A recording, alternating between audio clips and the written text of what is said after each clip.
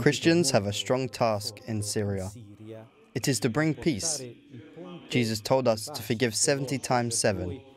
So if you don't forgive, you are not Christian. Saman Daoud is a Catholic from Syria whose life was upended by war. He and his family are now refugees in Rome, where he works for Radio Maria's Arabic edition.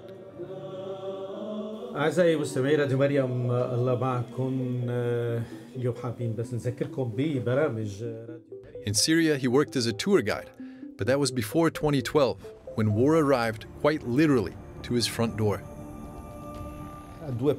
2 steps from my house was a famous double attack, typical of Al-Qaeda.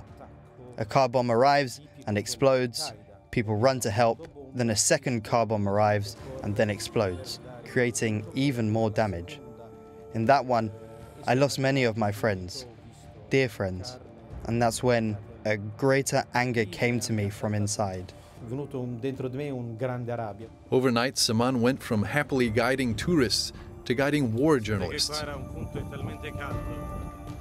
Today, thankfully, the terror of war in Syria is now only present for him in pictures. Here you see a church almost destroyed, and here we go inside the church. Look at the results of the war.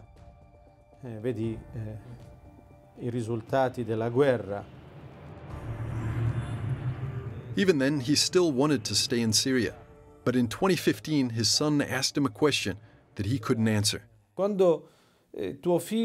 your son tells you that he might be taking soon to do military service, who should I shoot against? And when a missile landed in the Daoud's backyard, that was the final straw.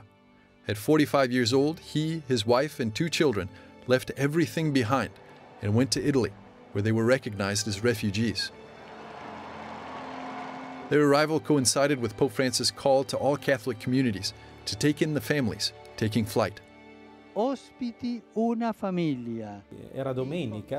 was Sunday, September 6, 2015, when the Pope at noon during the Angelus said to open the parishes and welcome refugees. At that hour, at noon, I had landed in Milan.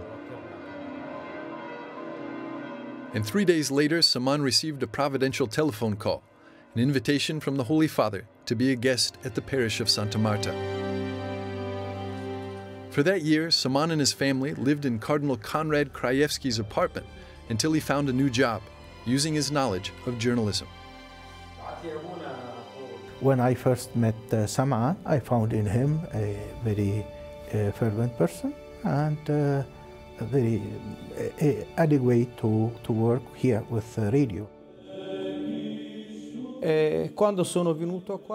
When I came here, as I always say, it was for divine providence. When you count on God, God knows what He wants from you. And I always say, the Lord's will be done.